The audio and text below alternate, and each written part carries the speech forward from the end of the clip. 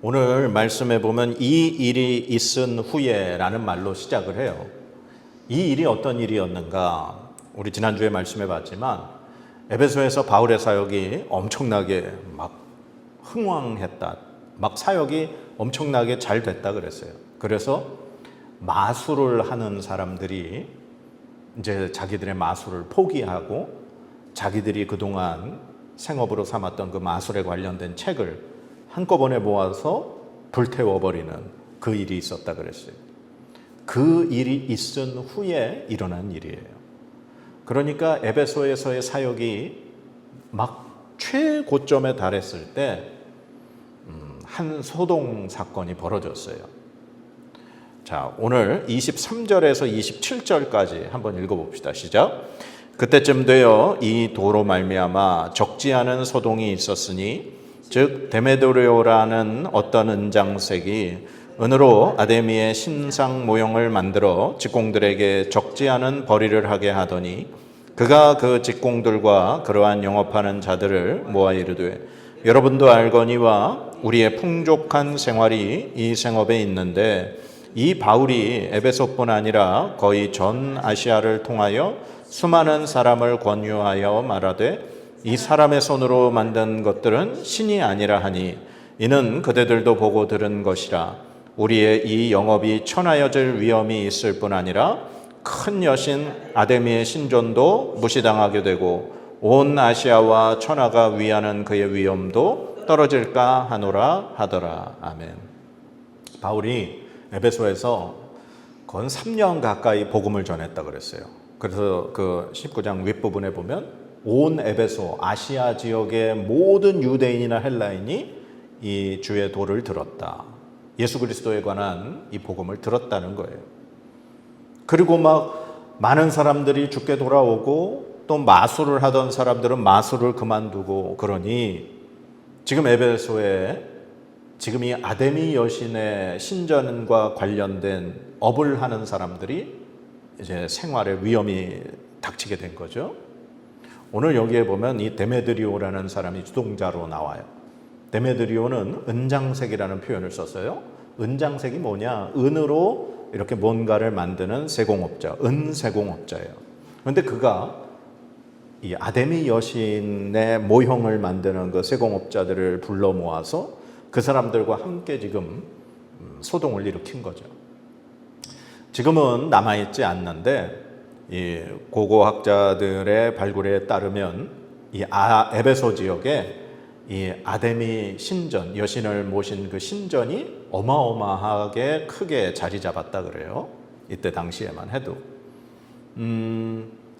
이 아데미, 우리나라 말로는 아데미 여신이라고 했고 이 헬라어로는 아르테미스라는 여신이에요. 그걸 영어로 번역하면 영어 표현으로는 다이아나라는 말이에요.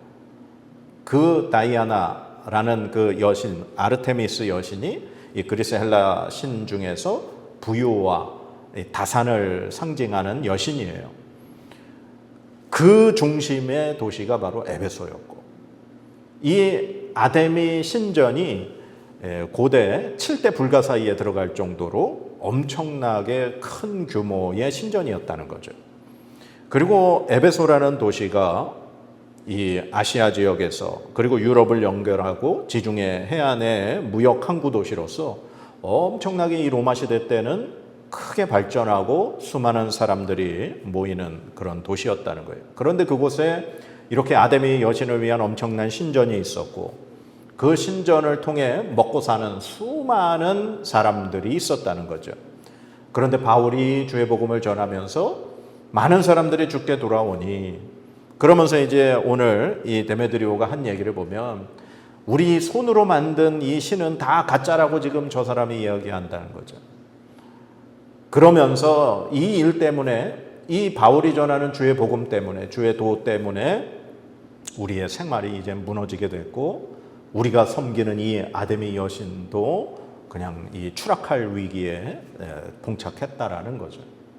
그러면서 사람들이 막 크도다 아데미 여신이요 막 그러면서 이제 무리가 어떻게 보면 이제 데모를 하기 시작한 거예요. 근데 바울을 붙잡고 지금 가려고 했더니 바울은 못 붙잡고 바울과 함께 다니는 사람 중에 마게도냐 사람 가이오와 아리스다고라는 두 사람을 붙들었어요. 그래가지고 그 사람들을 붙들고 연극장, 모든 사람들이 모이는 그런 집회 장소예요. 어떤 공연이 이루어지고 뭐 어떤 것에 대해서 이렇게 선포할 때 모이는 그 장소에 이제 들어간 거예요. 그래서 막 수많은 사람들이 거기에 모이니까 그 동네 사람들도 뭔 일인지도 모르는데 거기에 휩쓸려서 같이 수많은 사람들이 연극장에 모였어요. 거기에서 막 크도다 아데미 여신이요, 막 에베소 사람들의 아데미요, 막 난리가 났어요. 근데 사람들이 왜 모였는지도 모르는 사람이 태반인데도 불구하고 거기서 막 이런 일들이 벌어지고 수많은 사람들이 거기에 모이니까 이게 로마 어떤 정부 입장에서 보면 이건 지금 반란이 일어나는 거예요. 그러면 이 에베소는 어쨌거나 로마의 한 지배를 받고 있는 도시이기 때문에 그런 식으로 수많은 사람들이 모여 집회가 일어나고 만약에 이게 로마를 향한 집회로 딱 변해버리면 로마는 철저하게 그 도시를 파괴하고 징벌해버려요. 사람을 죽이고. 그래서 이제 그것 때문에 오늘 말씀에 보면 35절에 서기장이 무리를 진정시켰다. 그러니까 에베소 도시의 서기장, 서기관, 즉 어떤 역사적인 어떤 사건을 기록하는 그 직책의 정부 요원이겠죠. 그 에베소의 서기관이 사람들을 이제 진정시킨 거예요. 지금 니네가 이렇게 막 모여서 들고 일어나는 게 그 사람들이, 즉 바울이 전하는 이 무리의 사람들이 뭐 아데미 여신을 뭐라고 이렇게 잘못하게 한 것도 아니고 신전의 물건을 훔친 것도 아닌데 당신들이 지금 이런 상태로 이렇게 되면 분명히 로마에 우리가 문제가 생긴다. 만약에 그들이 이 신전과 여신에 관련된 모든 것에 문제가 있으면 정식으로 고소장을 접수해서 재판을 청해야지 이런 식으로 하다간 우리 모두가 문제가 생긴다라는 말로 그 사람들을 이렇게 진정시켰어요. 그래서 그 말씀의 마지막에 41절에 이에 그 모임을 흩어지게 하니라. 모든 사람들이 그 이후에 흩어지게 된 거예요. 사실 이 데메드리오와 은장색, 즉 이 아데미 여신의 형상을 만드는 은으로 그 수공업자들, 그 관련된 모든 사람들이 이것을 사실은 누구를 타겟을 잡으려고 했던 걸까요? 바울이에요. 바울을 붙잡아다가 지금 분명히 문제를 좀 해결하려고 그랬었는데 바울을 붙잡을 수는 없었죠. 바울 대신 바울과 함께 다니는 사람만 붙잡았어요. 근데 사실 그 자리에 바울이 가려고 했지만 사람들이 말렸어요. 제자들이 말리고 또 시의 에베소 시의 높은 관리들, 바울하고 친구가 된 사람들이 바울에게 절대 당신 거기 가지 말라고 말렸던 거죠. 오늘 이렇게 에베소에 큰 문제가 생기고 결국 바울은 이제 에베소를 떠나게 돼요. 근데 사실 바울은 에베소를 떠나려고 마음의 준비를 하고 있었어요. 그게 우리 앞부분에 21절부터 22절이에요. 한번 읽어봅시다. 시작. 이 일이 있은 후에 바울이 마게도냐와 아가야를 거쳐 예루살렘에 가기로 작정하여 이르되 내가 거기 갔다가 후에 로마도 보아야 하리라 하고 자기를 돕는 사람 중에서 디모데와 에라스도 두 사람을 마게도냐로 보내고 자기는 아시아에 얼마 동안 더 있으니라. 아멘. 네. 그러니까 바울은 마게도냐, 아가야를 거쳐서 예루살렘에 가려고 했어요. 그러면서 이제 이 에베소 제자들한테 내가 로마도 가봐야 될 거다. 그렇게 얘기를 했던 거죠. 근데 바울이 이렇게 계획을 세웠다면 그대로 행해야 되는데 22절에 말씀해 봤더니 디모데하고 에라스도만 먼저, 에라스도 맞죠? 에라스도만 먼저 마게도냐로 보냈어요. 아까 바울이 분명히 마게도냐, 아가야 거쳐서 예루살렘 갈 거예요. 그러니까 자기가 가기 전에 지금 두 사람만 먼저 보냈다는 거예요. 그리고 바울은 아시아에 더 머물러 있었다는 거죠. 마게도냐는 우리가 알듯이 거기 빌립보 교회가 있어요. 그리고 아가야는 고린도 교회가 있는 거예요. 그러니까 그 전에 2차 전도 여행 때 바울이 교회를 세웠던 것 중에 그 마게도냐에 가서 빌립보 교회를 세우고 또 아가야에 가서 고린도 교회도 우리가 알다시피 브리스길라 아굴라 부부와 1년 6개월을 열심히 목회하면서 세웠던 교회가 있잖아요. 그러니까 그런 교회들을 좀 또 둘러보고 그 다음에 이제 예루살렘 교회까지 마지막에 가려고 했던 거죠. 근데 바울이 바로 가지 않았어요. 아시아에 더 머물렀다는 거예요. 저는 그래서 이 말씀을 깊이 생각하고 묵상을 하면서 그런 생각이 들어요. 에베소에서의 사역이 지금 너무 재밌잖아요. 너무 막 잘 되고 있잖아요. 바울이 안수했을 때 성령 하나님이 임하는 그런 초유의 사건이 발생했어요. 제가 그랬죠. 신약 성경 그 어디에도 바울이 안수했을 때 성령 하나님이 임한 사건이 없었다는 거예요.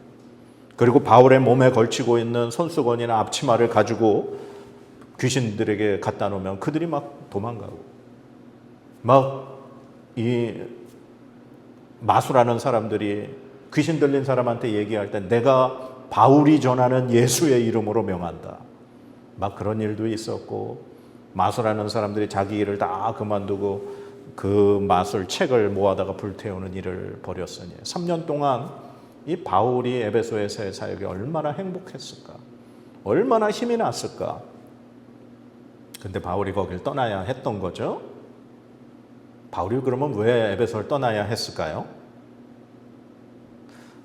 21절 말씀에 마게도냐와 아가야를 거쳐 예루살렘에 가야겠다. 바울이 작정을 했다는 거죠.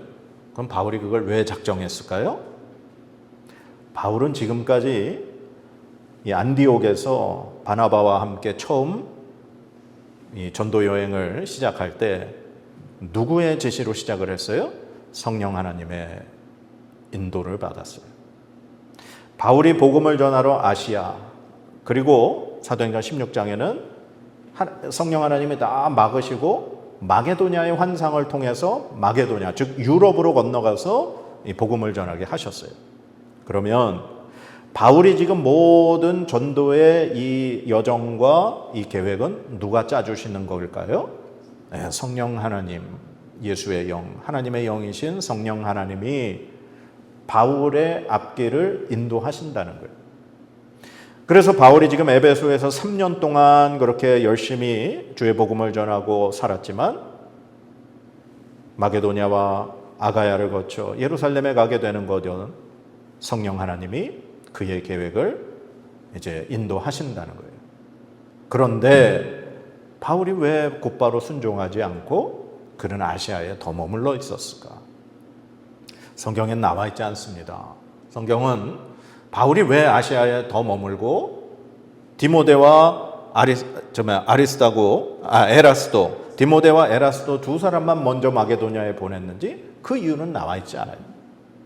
근데 결국 바울이 아시아에 더 머물러 있던 그 때에 오늘 이 데메드리오라는 사람과 그 수많은 은장색들이 한자리에 모여서 소동이 나게 되고 결국 바울은 에베소에 더 이상 머물 수 없게 되는 상황이 벌어진 거예요. 그래서 이제 다음 주에 보겠지만 20장 1절 말쯤에 바로 이제 바울은 에베소를 떠나 마게도냐로 가게 되는 거예요. 어떻게 보면은 저는 이 말씀, 오늘 일어난 에베소에서 벌어난 소동은 하나님께서 바울을 속히 에베소를 벗어나게 하시기 위한 소동이 아니었나 싶은 생각을 해봐요.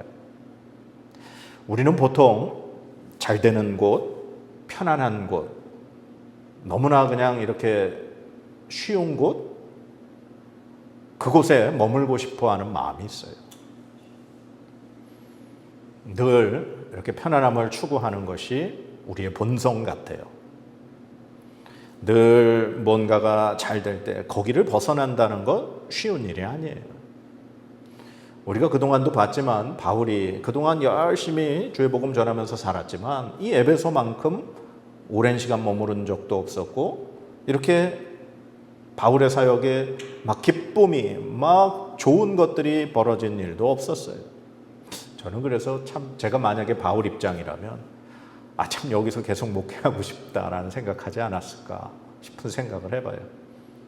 막 교회가 부흥하는데 막 놀라운 기적이 벌어지는데 근데 하나님이 이곳을 버리고 다른 곳을 둘렀다가 예루살렘 거쳐서 로마까지 갈 마음을 가졌다. 바울이 로마로 가려고 하는 마음을 가졌으니 언젠간 떠날 생각은 있었던 거겠죠. 그리고 성령 하나님의 인도하심이 있다면 당연히 바울은 떠나야 했겠죠. 그러나 그의 마음 한편은 좀 머물고 싶지 않았을까 싶은 생각을 해봐요.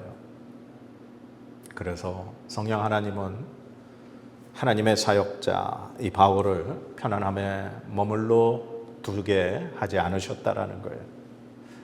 결국 바울은 이 사건으로 편안함을 뒤로 하고 어떻게 보면 이제 마지막 로마를 향한 그 일정을 이제 떠나게 되는 것 같아요.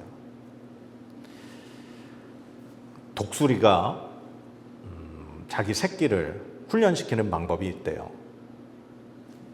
독수리가 이제 새끼를 낳잖아요. 그러면 그 새끼가 어느 정도 자라면 이 어미 독수리가 그 새끼 독수리가 날 수 있도록 훈련을 시키는데 그 둥지를 막 흔들어서 어지럽힌대요.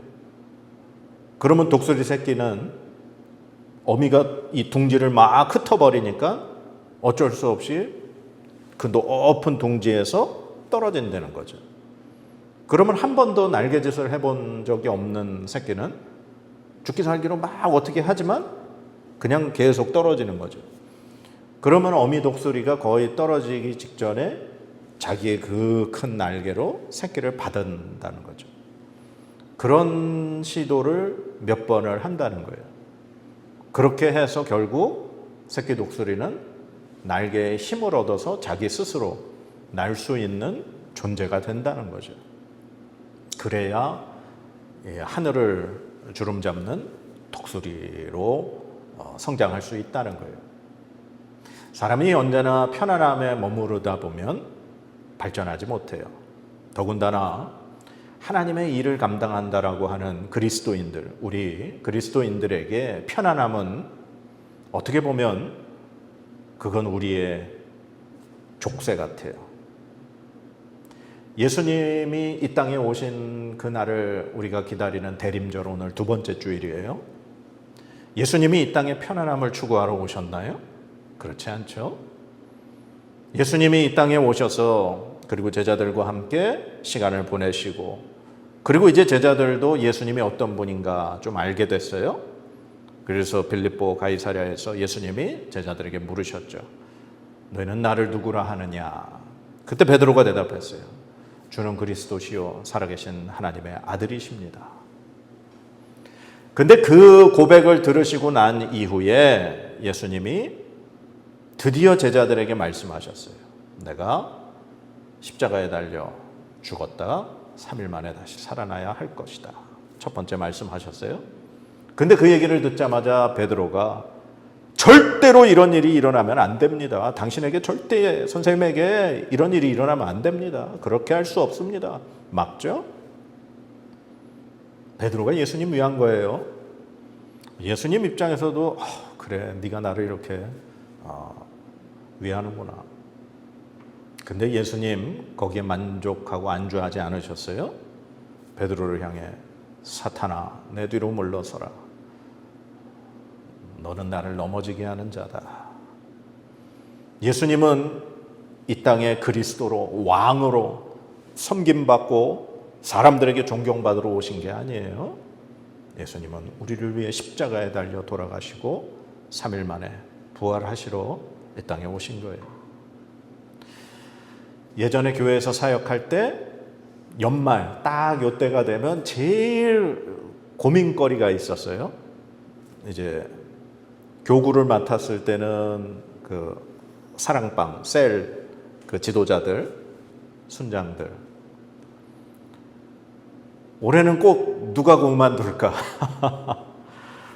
사랑방은 늘 정해져 있고 거기에 지도자들은 정해져 있는데 꼭 연말이 되면은 내년에는 못하겠습니다라고 그만두겠다는 분들이 나와요. 전도사 시절에 이렇게 교육부서를 맡았을 때 교사들이 있잖아요. 꼭 연말 요때가 되면 전화가 오거나 찾아와서 전도사님 제가 내년에는 교사를 못하겠습니다.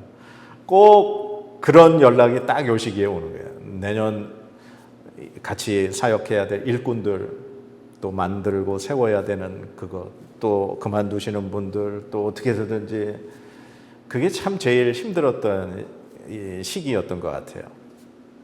연말이 되면 꼭 내년 사역을 그만두고 싶어 하고 쉬고 싶어 해요.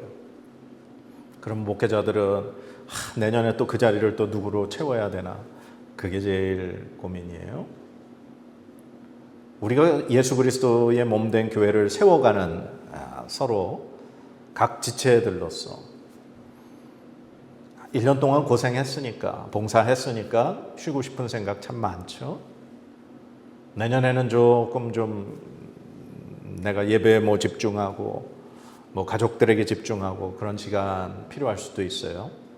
그러나 그게 과연 나 자신을 위한 것인가, 주님을 위한 것인가 한번 생각해 볼 필요가 있다는 거예요. 우린 편안함에 머물러 있고 싶어 해요. 그러나 주님이 원하시는 게 과연 편안함일까? 주님이 우리에게 바라시는 것이 머물러 있는 것일까? 라는 생각을 해봐요. 오늘 말씀 보듯이 성령 하나님이 바울을 어느 방향으로 계속 인도해 가시는데, 너무나도 편안하고 좋은 곳, 쉬운 곳에 조금 더 머물러 있고 싶어서 바울이 아시아에 더 머물렀는지 모르겠어요. 그러나 하나님은 그가 가야 될 방향으로 가게 하시기 위해서 분명히 일을 만드셔요. 오늘 이 데메드리오를 통한 이 소동의 사건, 이것은 어떻게 보면 바울을 그 자리에서 털어내게 하시기 위한, 마치 독수리가 그 둥지를 흩어서 새끼를 떨어뜨릴 그 모습이 아닌가 싶은 생각이 듭니다. 사랑하는 성도 여러분, 이제 연말, 이제 내년이 다가오고 그동안 우리의 이 한 해의 어떤 삶, 사역, 또 여러 가지들을 되돌아봐요. 우리가 너무 오래 편안한 삶이 아니었나 한번 되돌아보기 바랍니다. 주님은 우리가 조금 불편해도, 우리가 편안하지 않아도 주님을 위한 삶에 헌신하길 원하신 겁니다. 그래서 우리가 우리 스스로 너무 편안한 자리에 안주해 있지 않은가 되돌아보며, 주님이 우리를 움직이게 하시고 일하게 하신다면 우리는 주님의 그 뜻에 순종해야 할 줄 믿습니다. 그래서 우리가 편안함을 뒤로 하고 주께로 더 한 발자국 가까이 나아갈 수 있는 저와 여러분의 믿음의 삶이 되어지기를 주님의 이름으로 간절히 축복합니다. 기도합시다. 하나님, 우리는 편안함에 머물고 싶습니다. 우리는 그 자리에 좀 쉬고 싶습니다. 그러나 주님, 주님의 뜻이 아니라면 털고 일어서겠습니다. 주님의 뜻이라면 아골골짝 핀들에도 가겠습니다. 우리에게 그러한 믿음을 주시고 성령 하나님, 우리 앞길을 주님 기뻐하시는 길, 좁은 길로 인도하여 주시옵소서. 예수 그리스도께서 이 땅에 그 하늘 보좌 영광 버리고 오신 그 모습 우리가 기억하며 본받는 주님의 몸된 지체들 되게 하여 주시옵소서. 감사드리며 예수님의 이름으로 기도드립니다. 아멘.